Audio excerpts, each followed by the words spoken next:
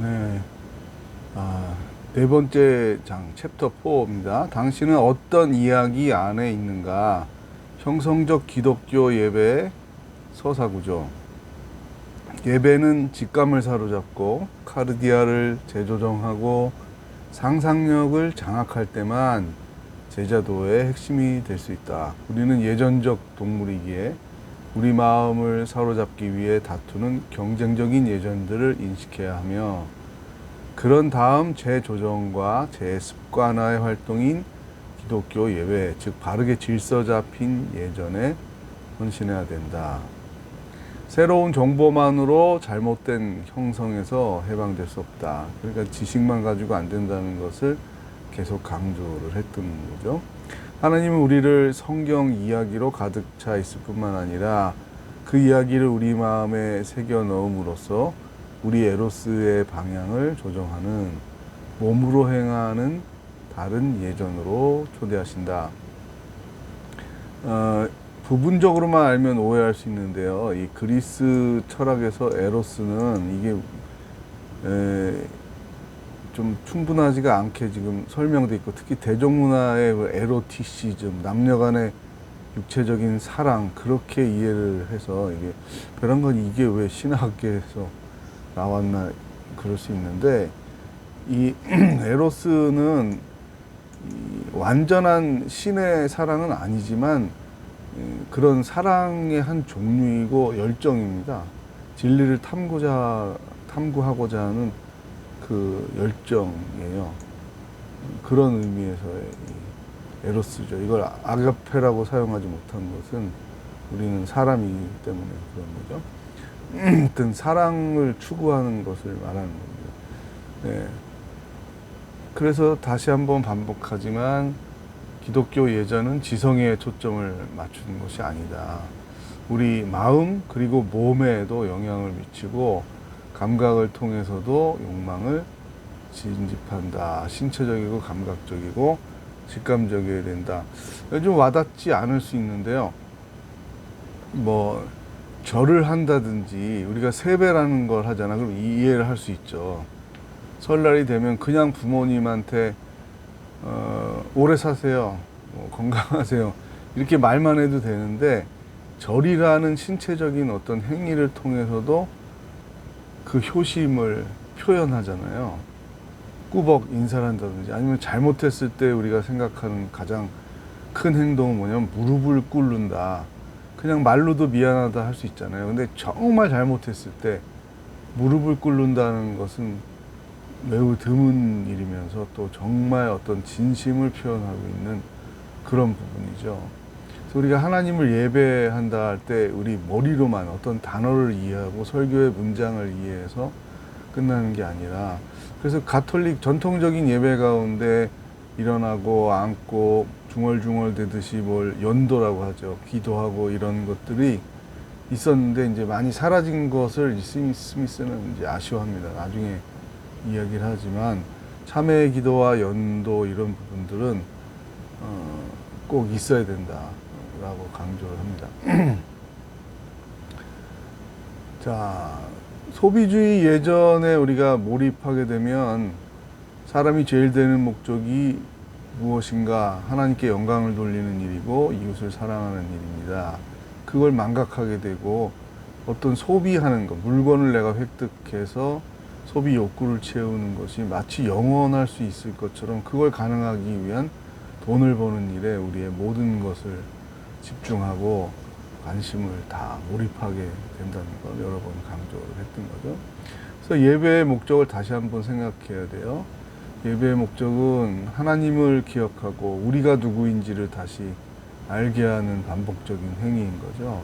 그래서 예배의 목적은 창조의 목적과 직결이 되는데, 예배의 목적은 창조 명령의 갱신, 하나님이 우리를 하나님의 형상으로 지어서 만물을 다스리고 또 생육하고 번성하고 동물처럼 사는 것으로 끝이 아니라, 그러니까 먹고 사는 것으로 끝나는 게 아니라 문화를 이루고 문명을 이루고 서로 도와가며 공존하라. 그것이 이제 문화 명령이잖아요. 창조 명령이고, 그것을 다시 한번 되새기고, 회개라는 건 그렇게 살지 못했던 것을 반성하고 참여하는 거죠. 그 예배 속에 꼭 들어있어야 된다. 강조를 합니다. 자, 맥킨타이어는 중요한 윤리학자인데 덕의 상실이라는 책에서 나는 무엇을 해야 하는가라는 물음에 답을 하려면 나는 어떤 이야기의 일부인가. 자, 무슨 얘기냐면 이 이야기는 공동체를 말하는 겁니다. 가정 공동체, 교회 공동체는 이야기를 공유하잖아요. 출애굽 이야기, 요셉 이야기, 야곱과 에서의 이야기, 아브라함의 이야기, 또 다니엘의 이야기, 예수 그리스도의 이야기, 베드로의 이야기, 바울의 이야기, 계속 이런 이야기를 공유하면서 그 이야기를 나누고 회상하면서 그 이야기를 허락한 하나님의 뜻이 무엇인가 라고 묻는 거잖아요. 묻고 답하는 것이 예배와 예배에 이어지는 그리스도인다운 삶과 제자다운 삶이라고 말할 수 있겠죠. 그래서 결국 기독교인다운 성품이 만들어지는 거죠. 그걸 이제 윤리학에서는 덕이라고 말합니다. 덕, virtue, 덕이죠. 덕. 이것은 지식이 아무리 많아도 돈이 많아도 덕은 없는 사람이 될 수 있어요. 굉장히 멋지게 생겨도 굉장히 이쁘게 생겨도 굉장히 S라인 몸매를 가졌어도 그것이 곧 덕으로 연결되는 것은 아니죠. 네. 이 텔로스라는 것은 헬라어로 목적이라는 말입니다. 덕이라는 것은 그 목적에 부합하는 행위를 몸에 배게 한 습관이라는 거죠. 네. 그게 아리스토텔레스의 윤리학의 아주 핵심이라고 말할 수 있습니다. 그걸 이제 기독교적으로 해석하면 우리의 텔로스는 그리스도이죠.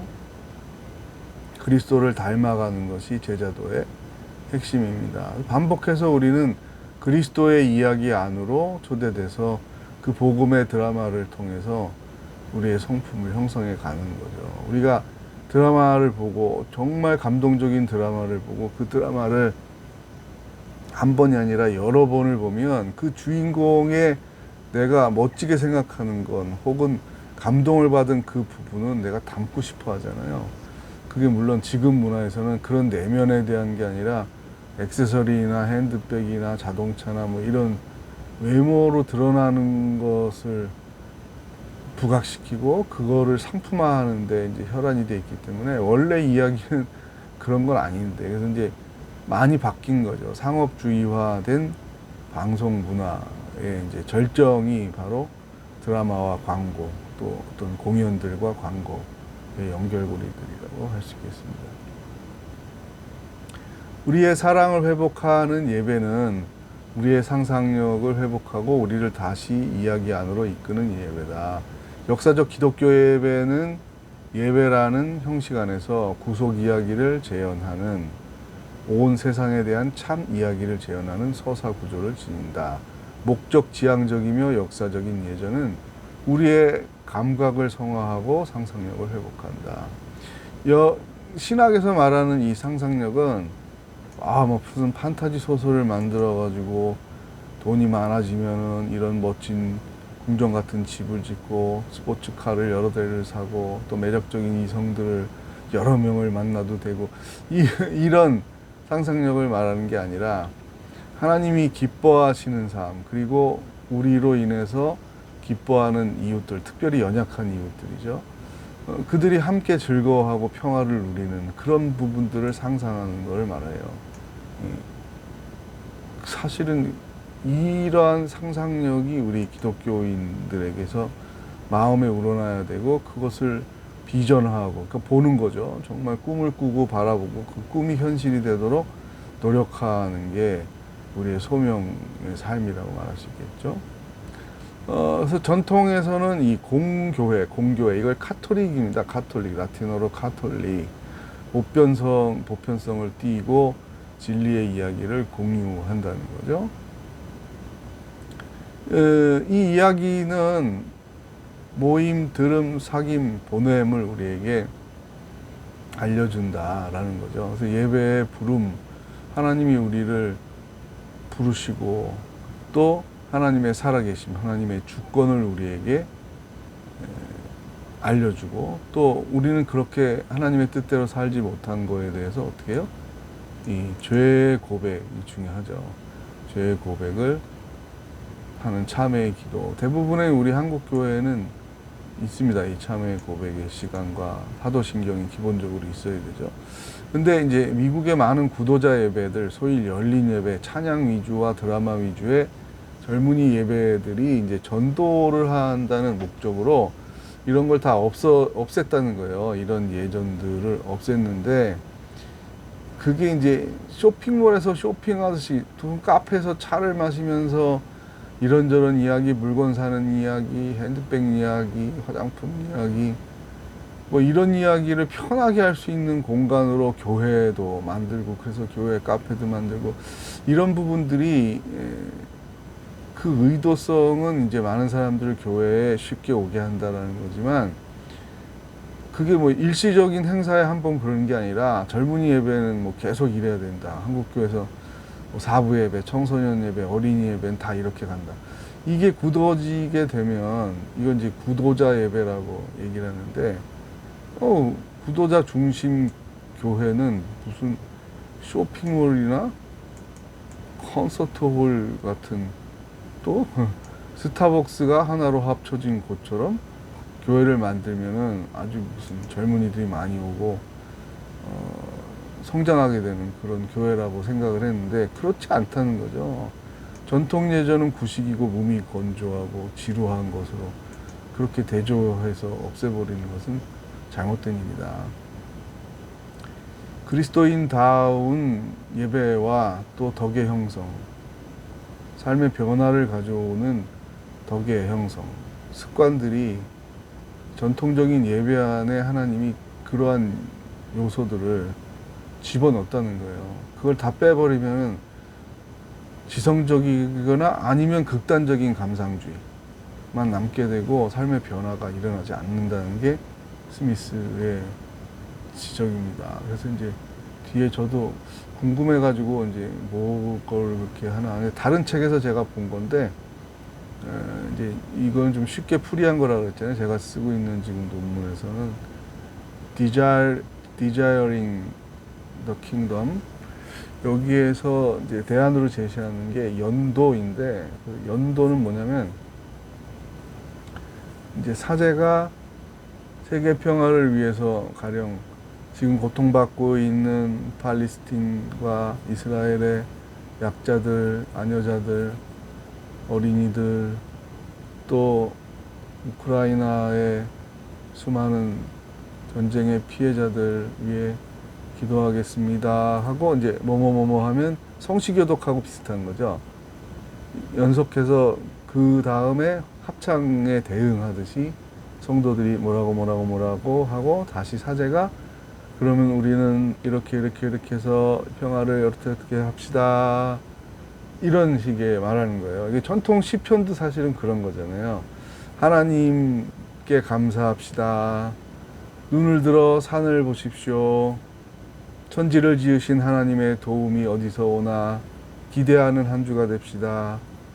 사제와 함께, 성도와 함께.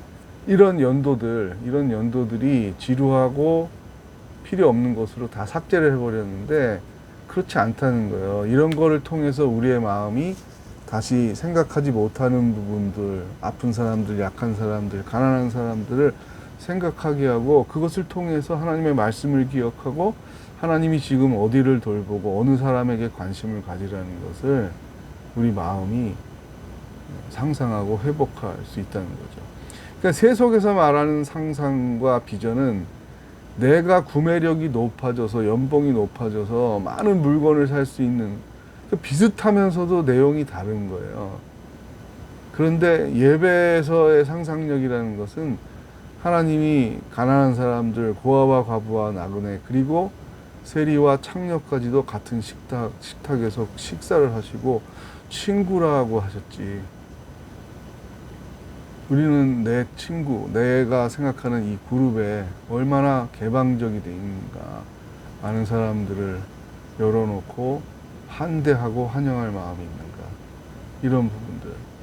우리가 죄를 고백할 때 내가 무슨 형사적인 죄라든지 뭐 꼭 음란의 죄라든지 누굴 때렸다든지 이런 부분만 생각하면 매주 뭐 그런 죄를 짓는 것도 아닌데 뭘 참회를 하나 이렇게 생각할 수 있는데, 이렇게 바꿔보면 죄의 고백이 항상 필요하죠.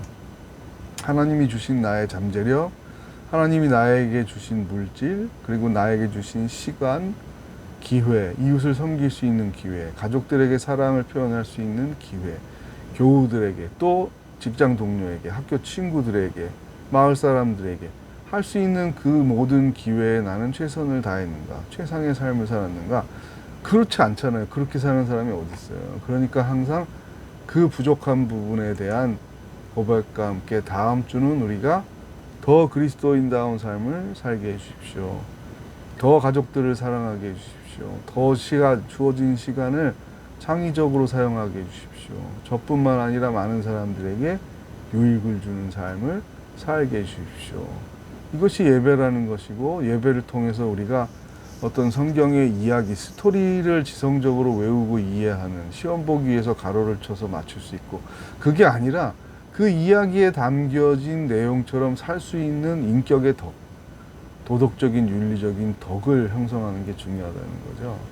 저도 윤리학을 전공하는 거니까 이게 굉장히 관심 있게 다가오는 말들이었던 거예요. 한국 교회는 1,000만 명이 넘는 사람들이 매주 예배를 드리는 것뿐만 아니라 수요 예배, 금요 심야 기도회, 특별 사순절 기도회, 추수감사 특별 새벽 기도회, 뭐 얼마나 많아요. 얼마나 많아요. 거기 그 예배마다 설교가 있잖아요. 그럼에도 불구하고 왜 변하지 않는가? 왜 세상은 교회 때문에 살만한 세상이 되고, 교회 때문에 하나님이 살아계신 거를 믿겠다, 체감이 된다, 이렇게 고백하는 소리가 주위에 들리는 게 아니라, 교회가 있으면 뭐하냐, 하늘의 십자가는 빨간 게 수없이 덮여 있어도 세상은 여전히 악하고 여전히 탐욕스럽고, 교회 다니는 사람 믿을 수 있느냐, 교회 열심히 다니는 사람이라고 믿을 수 있느냐, 목사라고 믿을 수 있느냐, 이런 회의와 반성이 우리에게 있는 거죠. 현실이 있는 거죠.